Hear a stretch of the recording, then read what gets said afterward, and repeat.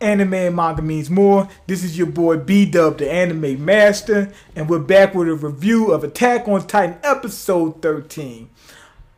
They picked it up in this episode. This episode was off the damn chain. And there's a couple complaints I got, but I'll get to that at the end.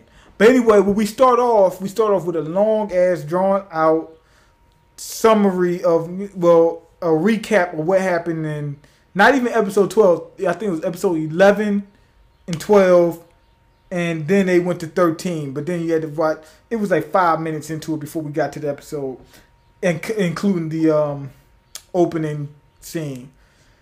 Now, once we got into it, it was all out action. Fucking Jean is still running around from that ugly ass Titan. That Titan's ugly as shit. And for some reason, it was like all them little Titans that was running after was ugly as hell. And they were chasing the shit out this guy. And he was in the house, right? He seen the Titan leave. And he said, okay, I'm going to go out there and get this damn gear and get the hell out of here, right? And so he goes out to get it. He said, I don't got no time for this guy to disappear. He said, I got to get out now. And I kind of understand him because, and my thought was, don't leave too soon because he'll come back. Which is true. But if he stay too long, another Titan to come. You know what I'm saying? He'll be trapped in that house forever. And you don't know if that Titan might pick up that body and eat it with. He got to get out there quick. Yeah, and I guess he thought that he could probably just snatch the shit off. But it was on tight, you know. So anyway, he tried to get that. The ugly ass Titan came back. His man came out, helped him. They can't beat Titans. What they doing is just distracting. They jumping in front of his face, slamming into the Titans and whatnot, and just taking off running because they know his gear doesn't work. But he finally gets the gear on, finally gets it working, even though it's kind of still messed up a little bit. He still got out of there. So the trainee corps got out of there. And now we back to the elite squad, Mikasa, Armin, and Eren. He finally got that Titan under control. But this is the part I didn't like. This is one of the things I didn't like.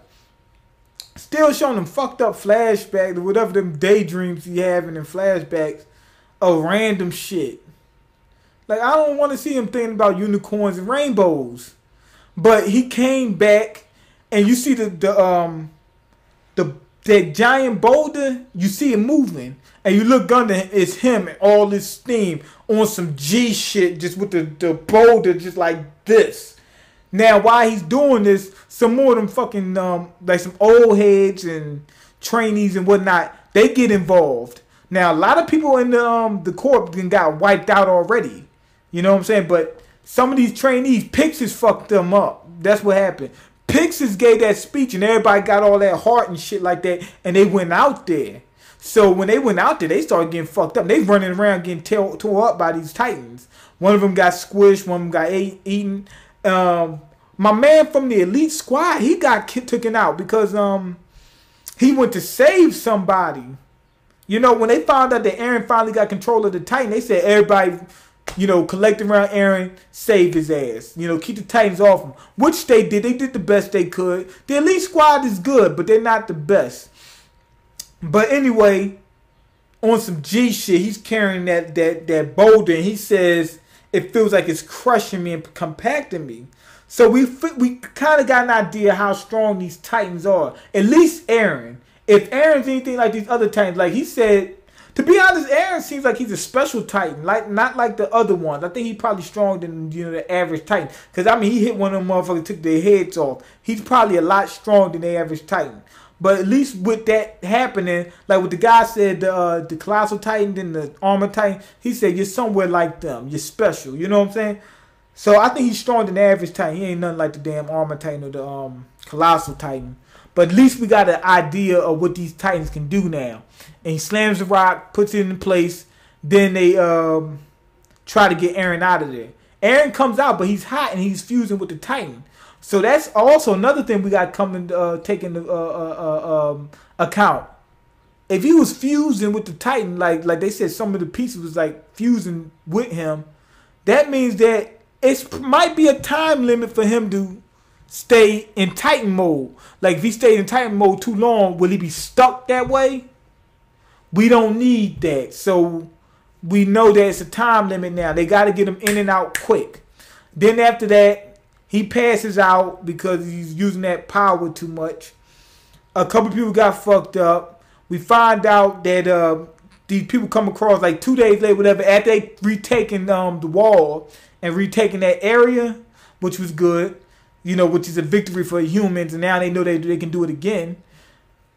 We find out that the Titans throw up. That's a big thing in this, because with the Titans throwing up, think about it. All this shit, like I've been saying, seems planned. Somebody's behind some shit. You understand? Because think about it. The Titans don't have to eat. We know that. But just because you don't have to eat don't mean you won't eat. You know what I'm saying? So, and they have stomachs. So, even in your mind, you could say, well, they might not have to eat, but that doesn't mean they don't want to. But when you find out that they throw up when they get done, they don't want to eat these people. They're just out to kill them. A motherfucker's behind this shit. And it seems like they specially designed to take people out. They regenerate. They only got one weakness. These motherfuckers are designed by somebody. I don't know who. I don't know if it's human. But this is designed. The throw up right there, that tells you right there, this shit is designed. They don't even want to eat people. They just eat them to kill them.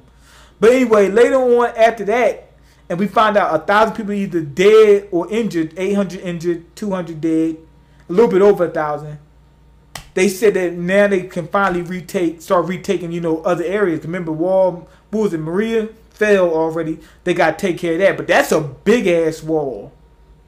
You understand? That's big, so that's going to take a lot. But at least it's possible now.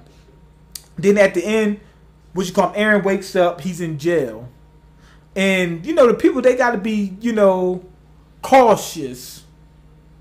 Because they don't want this dude to wake up and just start eating people and shit like that. Now, oh yeah, I forgot.